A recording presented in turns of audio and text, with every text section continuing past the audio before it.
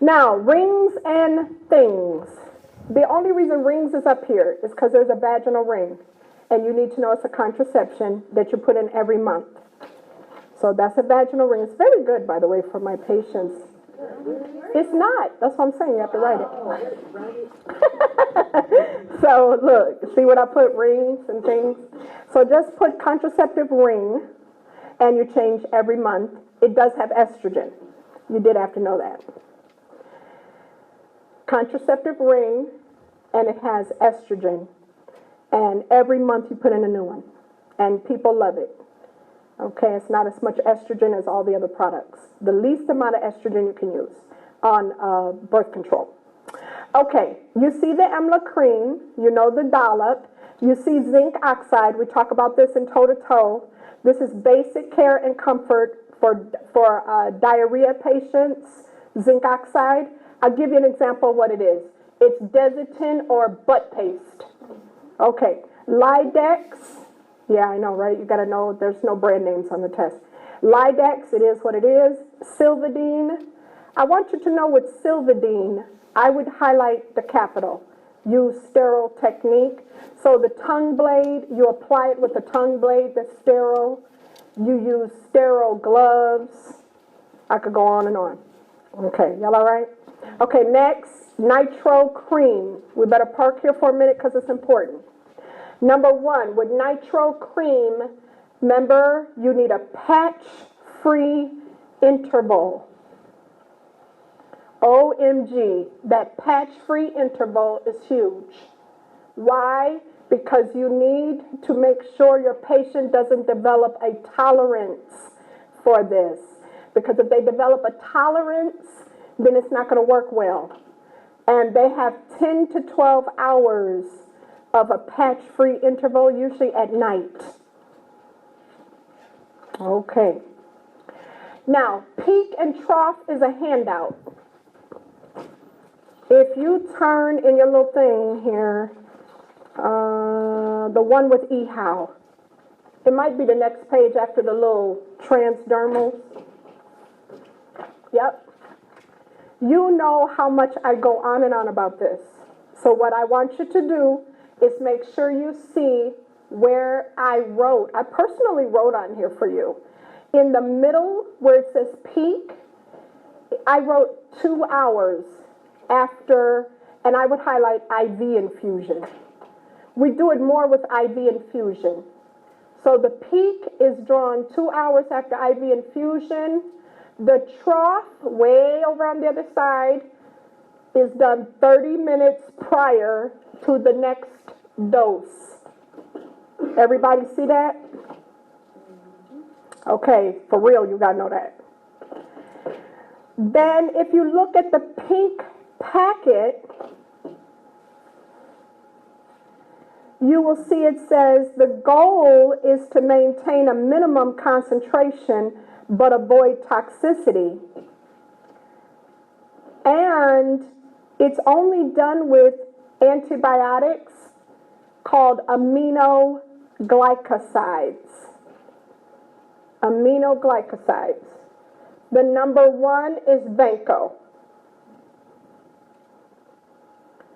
The trough normal for Vanco, the normal trough is usually 5 to 10, but with MRSA it's 15. I'm going to say that again. I wrote it, but I got to put a little amendment there. You see how Vanco, the trough is about 10? With MRSA, if you're using Vanco for that, it's about 15 because it's so resistant, so we allow a higher trough. The trough is the lowest therapeutic level. Okay, that's kind of important, y'all. Okay, let me help you with that. If you don't have an order and you didn't do it because you didn't have an order, you're going to be in trouble. So yeah, it's ordered, but your doctor, yeah, your doctor doesn't remember to order it. So the excuse of 3 nurses was that it wasn't ordered when their patient fucking died because this was 87.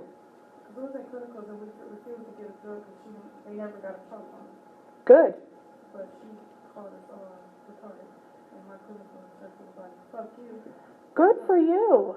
Good for her. Shoot. And we was like, you need to probably get an order for it. He's not going to say no. Yeah, he's never going to say no. They just forget to order it. But as nurses, you have to get it. And so this patient died. No, the patient died. This patient died. It had a trough. They had a trough of 87. Didn't I just say 15 was the highest? Yep. And the 3 nurses, all 3 shifts. What is that? 12-hour shifts. A day and a half of nurses said it wasn't ordered. That's why they didn't do it. Not a good excuse for the courtroom. Okay. You better grab somebody. Okay, now, catheters. Catheter for residual is no longer necessary because we have something, if you look at it real close, called PVR, post-void residual ultrasound.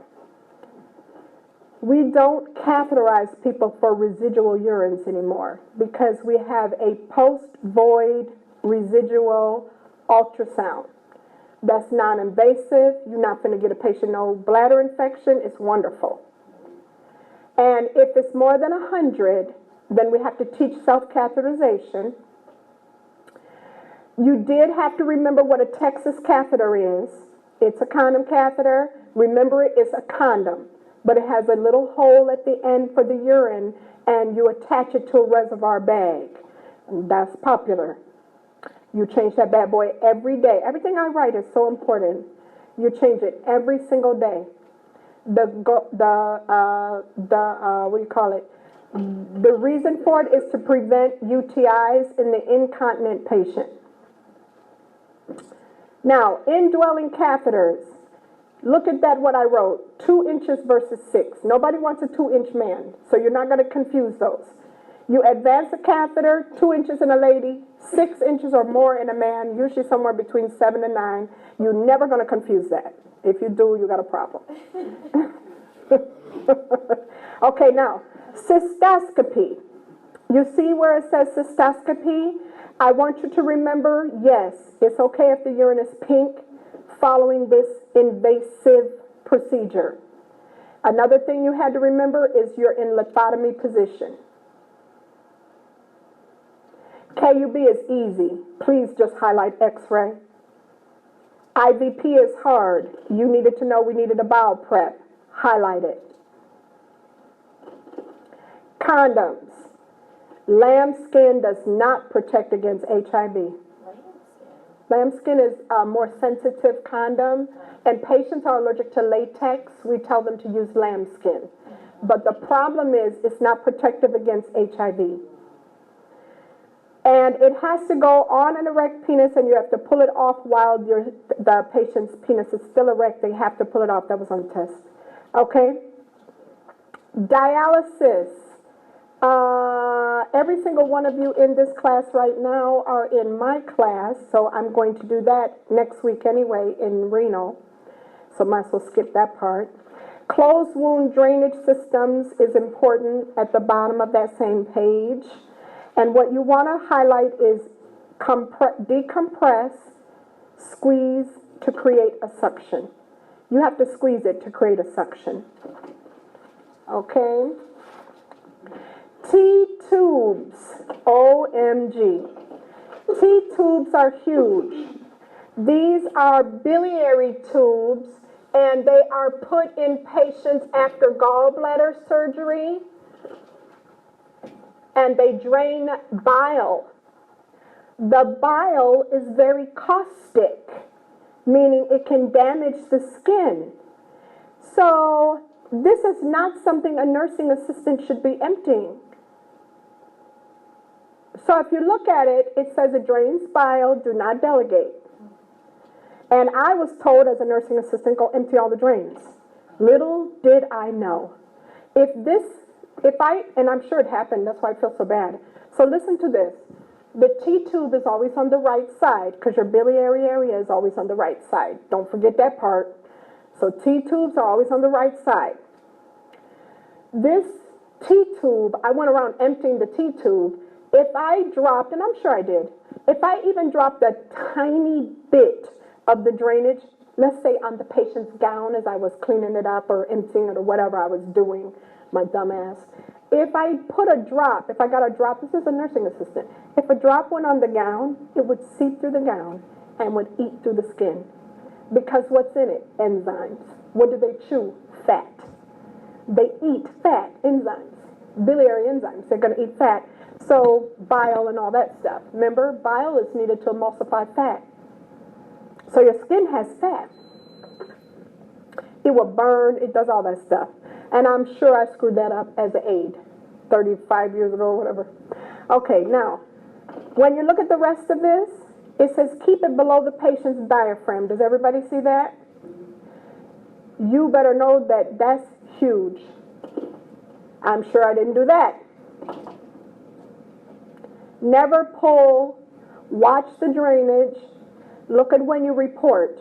Greater than 500 cc's drainage in 24 hours.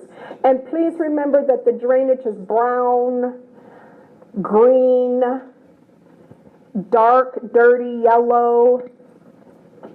Remember what color it is. Again, brown, green, dark, dirty, yellow. Okay. Okay. Did I have it on here already? Yep. I got the other name for it, biliary tube. Okay, centesis. Centesis is very simple. You're putting a needle in somebody and draining fluid out. Of course it's invasive. Of course you need a consent. Of course you need to empty the bladder. Your job, my love, is to know the positions for each of these. For amniocentesis, supine. Remember that the patient that's having a genetic amnio is between 16 and 20 weeks. For a genetic amnio. Remember, it's the only 100% diagnostic way to tell if the baby has Down syndrome or a neural tube defect. So again, this genetic amnio is done between 16 to 20 weeks. It's the only 100% way to diagnose Down syndrome or neural tube defect. Be very careful with that language because it's tempting to get this wrong. In other words, a lot of nurses on their test, they confuse it with this blood test, especially if you hate OB anyway. A lot of you told me you hate OB, you hate maternity. So if you hate OB and you just don't know anything about it, like so many people tell me they don't, the alpha fetal protein is actually a blood test. This is done between 16 and 18 weeks, and it is not diagnostic. It's only screening. It is not diagnostic.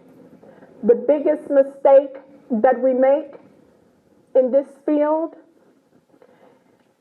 is when we say, oh, your AFP is high. Your baby has da-da-da-da-da. No, it's not diagnostic. You can't tell me that. You can say something along the lines of, your alpha fetal protein is elevated. We need to do some additional testing because it's showing that this baby may be a little bit more at risk for problems. But you can't say what people hear all the time. Your AFP is high. Your baby has spina bifida. Or you can't figure this out unless you have an amnio. It's the only 100% way, okay? Oh, I know. It's the #1 error on NCLEX. So I hope you wrote that. You know what? That happened to me. They were like, your daughter's going to have Downs, because I was like more than one or something. And I was just like, okay. And they, they said, do you want to do something? Like, alternatively. I was like, no. I'll just keep her. Yeah, and she came out fine. Of course she did. They worried you for 9 months. Mm-hmm. Yeah, it's a big deal that you make sure the patient knows the difference. Or my patients know. Okay. Anyway, moving on. Thoracentesis. For thoracentesis, your patient is sitting up in tripod position. So they're leaning forward over a tray table with a pillow under their hands. So my patients, I could do it like this, or I could have them on the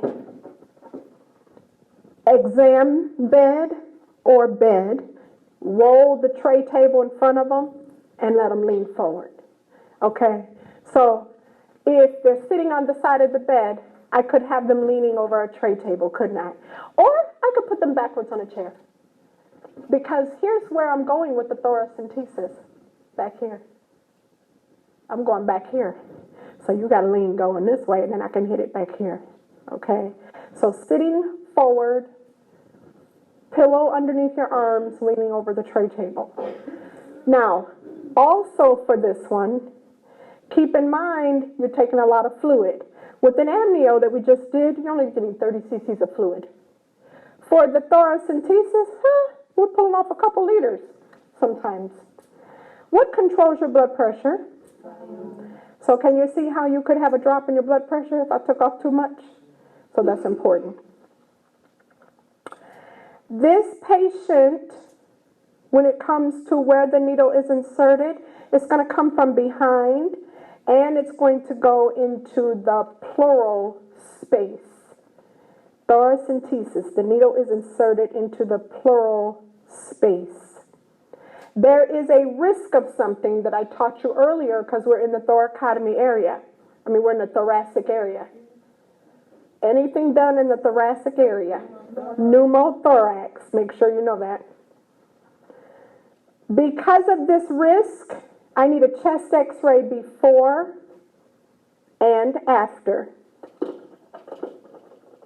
You, my love, as well as the provider, need goggles and a mask.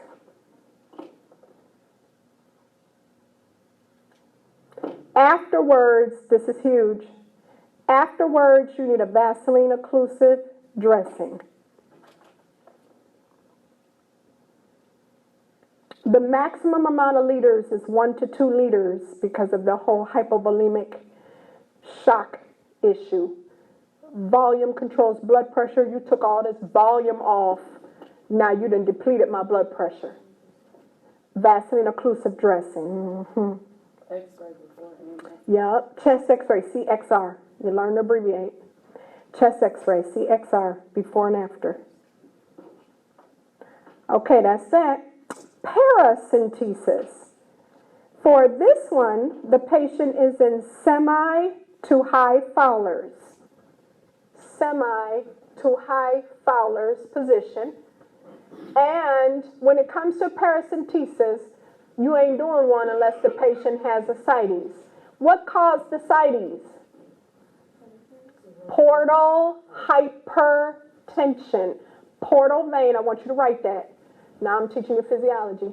Portal vein hypertension. So your patient got portal vein hypertension, which caused ascites, which made them eligible for paracentesis, and you put them in semi to high Fowler's position. Now watch this. So here we go. Don't you get my damn house shoes on that tape. Don't nobody need to know. My feet killing me. Okay. So the patient is getting a paracentesis. They're usually like this. The belly is ridiculous. The needle is going to go under, off to the side, under, this is my belly button, under the belly button. It's not going to go up here. It's going down here. Because if you get all up in here, couldn't you cause a pneumo? Okay, so go down. Now, this is one of the rare times when you can pull 4 liters, 5, all at once, because it's so much. And this patient, needs a continuous BP monitoring. So again, you can pull off 4 or 5 liters. They need their blood pressure monitored continuously before, during, and after. The needle goes below the umbilicus. You are monitoring that blood pressure and every other vital sign for the next 4 straight hours. The nurse has to get an abdominal girth before and abdominal girth after.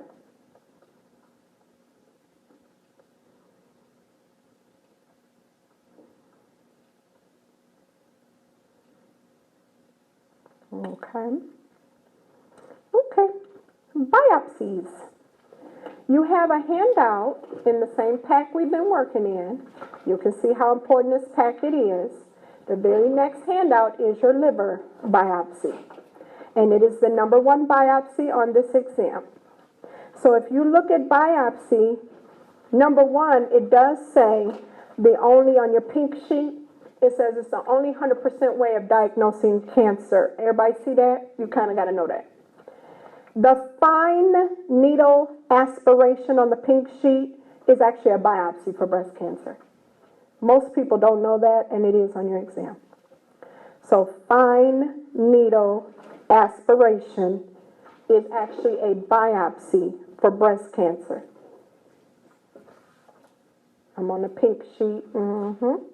Liver biopsy, if you look at this handout, it's actually written on a level for the patient. And I love it because it makes you understand it better. Now, what I need you to do for this is you're just going to be highlighting. So highlight 5 days before and just put no NSAIDs or anticoagulants.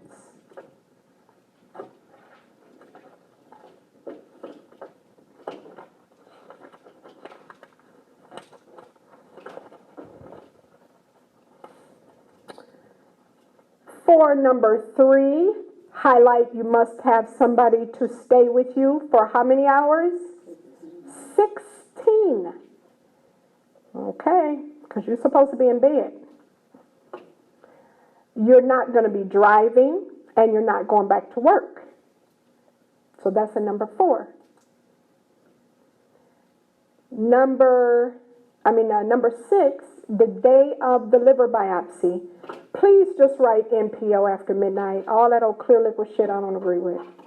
Just put NPO after midnight. Keep your life simple. Turn the page. Notice how on the next page I want you to highlight blood work. In that paragraph, the words blood work and IV. Highlight that. And let me tell you what kind of blood work you better have on the chart. You need a CBC on the chart for sure, because the number one complication is, of course, hemorrhage. You need a PT, PTT, and fibrinogen because the liver controls clotting and you're poking a hole in it. So PT, PTT, and fibrinogen. You need a chest x-ray on the chart because the risk is a pneumothorax.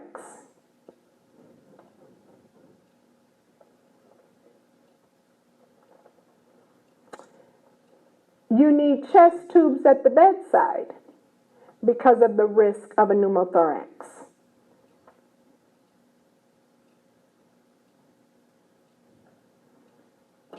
In recovery after the liver biopsy, yes, you care about this.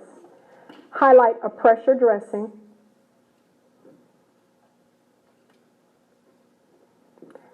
Highlight lay on your right side for 2 hours.